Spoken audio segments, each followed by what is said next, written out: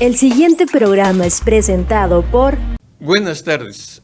Agradezco a todo el auditorio que nos reciban en sus hogares. Pero todo vamos a hacerlos con la ayuda de Dios Padre, de Dios Hijo y de Dios Espíritu Santo. El tema que trataremos hoy es la última cena, la cena pascual, la partición del pan, presidida por nuestro Señor Jesucristo y acompañado de sus apóstoles, de sus discípulos y de otras mujeres. Y este es una fiesta familiar. ¿Fiesta familiar? Sí, lo dice bien claro en la Biblia, en el libro del Éxodo, capítulo 2. Cuando Dios, y aquí está la Biblia, el que lo tenga en su casa, pues ahí puede buscar, Éxodo, capítulo 12.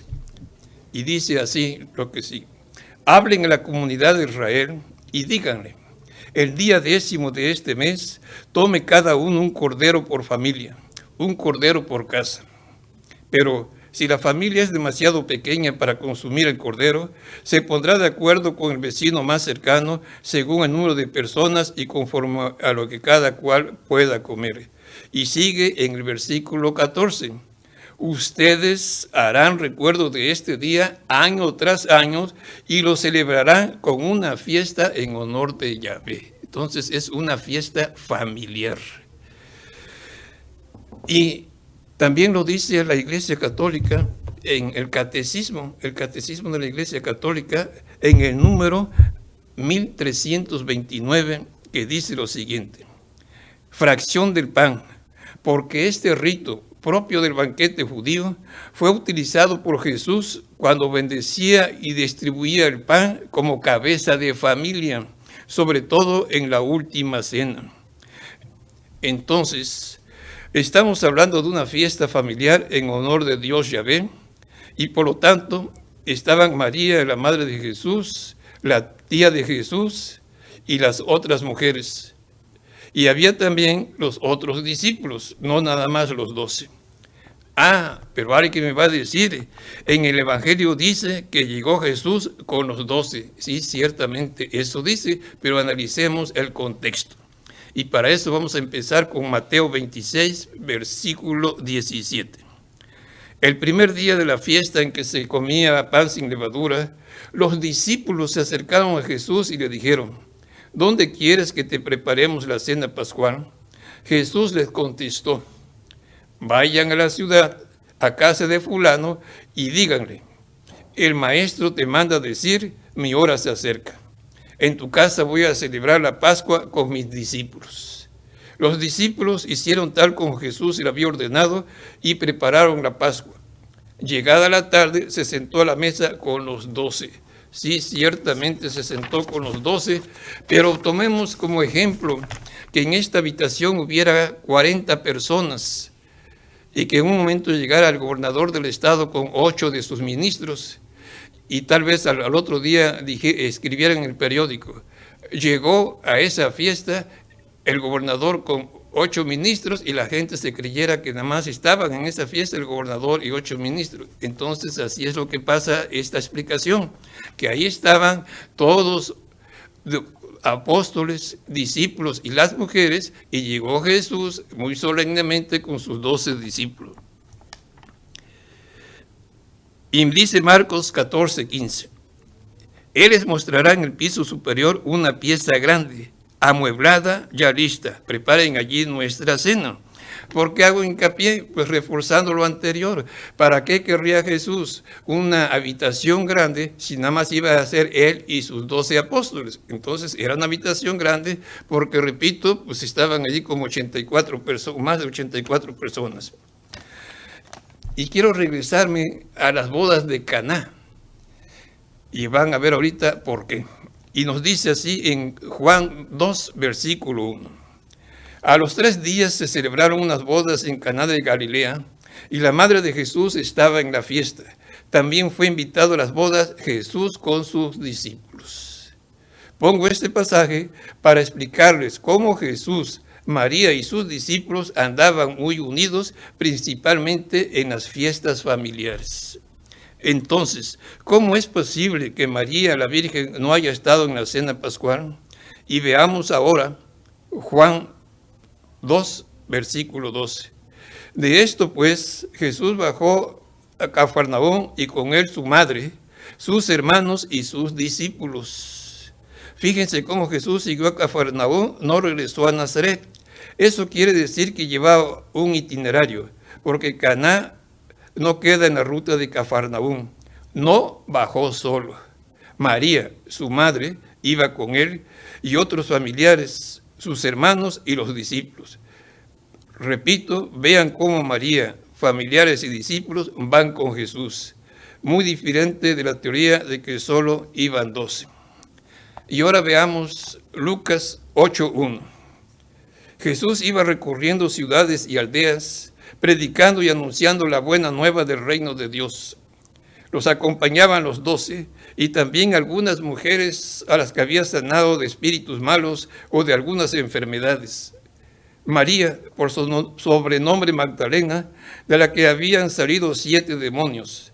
Juana, mujer de Cusa, administrador de Herodes. Susana y varias otras que los atendían con sus propios recursos. ¿Ustedes creen que todas estas mujeres que acompañaban a Jesús por ciudades y aldeas iban a ser excluidas de la cena pascual? Lucas, capítulo 10, versículo 1. Después de esto, el Señor eligió otros 72 discípulos y los envió de 2 en 2 delante de él a todas las ciudades y lugares donde él debía de ir. Los 72 volvieron muy felices diciendo esto y aquello. Por esto digo que en la última cena pascual habría como 84 hombres y algunas mujeres. Esos 72 discípulos fueron enviados por Jesús con las mismas indicaciones y autoridad que a los 12 apóstoles. Y también realizaron milagros, echaron demonios y curaron enfermos. ¿Y ustedes creen que el dueño de la casa donde se realizó la última cena no iba a estar presente él y toda su familia, considerando que él era un discípulo más? Pues todos estos estaban ahí en la última cena. Y el Evangelio de Juan nos dice en el capítulo 6, versículo 52. Ahora voy a entrar de lleno a donde Jesús dice que el que coma mi carne y beba mi sangre tendrá vida eterna. Y escuchemos lo que dice el Evangelio. Los judíos entonces contendían entre sí diciendo: ¿cómo puede éste darnos a comer su carne? Entonces Jesús le dijo: en verdad os digo, si no coméis la carne del Hijo del Hombre y bebéis su sangre, no tenéis vida en vosotros. El que come mi carne y bebe mi sangre tiene vida eterna, y yo lo resucitaré el día final. Porque mi carne es verdadera comida y mi sangre es verdadera bebida. El que come mi carne y bebe mi sangre permanece en mí y yo en él.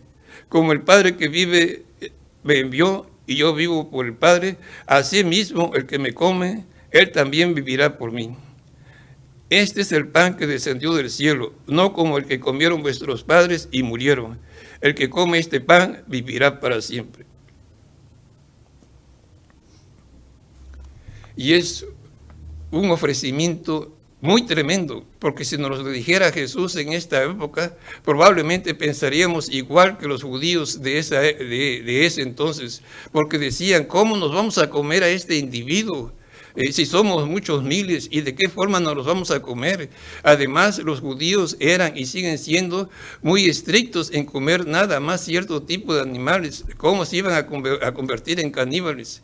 Y también son muy estrictos para cada animal que pueden comer, los desangran por completo porque tienen prohibido comer sangre. Así que, ¿cómo pueden en su mente aceptar que Jesús le diga: el que beba mi sangre tendrá vida eterna? Y muchos lo abandonaron porque no sabían cómo iba a ser esta situación. Sin embargo, el día, ya vimos que tienen preparada la habitación grande para celebrar la Pascua, para celebrar lo que ahora llamamos la última cena y a través de los siglos lo que ahora llamamos la Santa Misa o la Santa Liturgia. Y si la última cena fue una fiesta familiar con Jesús como paterfamilia, pues allí estuvo María, la madre y la tía de Jesús, los hermanos de Jesús y otras muchos más. Y por lo antes explicado, argumento y afirmo que las mujeres pueden ser ordenadas sacerdotes. Por eso es sumamente recibir el cuerpo de Cristo en estado de gracia, después de arrepentirse de nuestros pecados, confesarlos y recibir la absolución. Un servidor de ustedes, desde los 7 años me explicaron que Jesús está realmente en cuerpo y alma y divinidad en la hostia consagrada, y después de 70 años sigo creyendo mismo, gracias a Dios. Y también quiero explicarles otras cosas de actualidad. Hoy, Jueves Santo, se acostumbra en el catolicismo romano realizar la misa crismal. En ella, el obispo diocesano, reunido con el mayor número de sacerdotes, bendicen solemnemente el óleo de los enfermos, el óleo de los catecúmenos y el santo crisma. Además, se utiliza esta misa crismal para que los sacerdotes renueven sus votos sacerdotales y su obediencia a los obispos respectivos.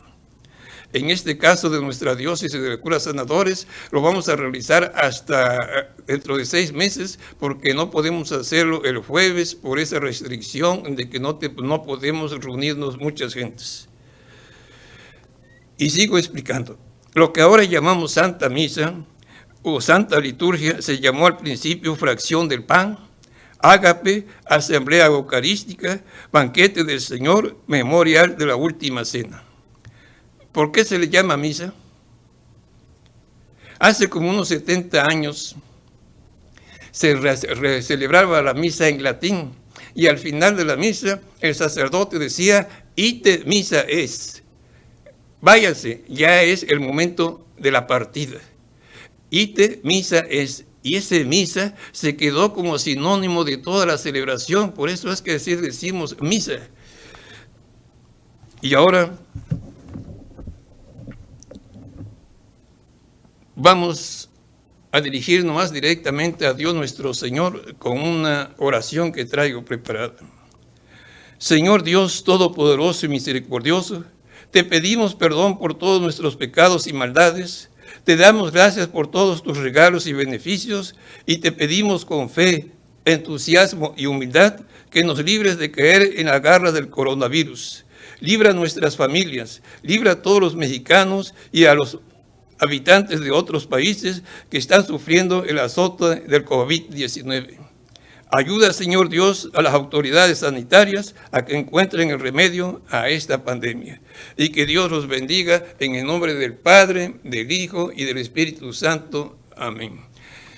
Recuerden que si Dios quiere, mañana viernes hablaremos acerca de la crucifixión de Jesús en lo que se llama el Viernes Santos. Este programa fue presentado por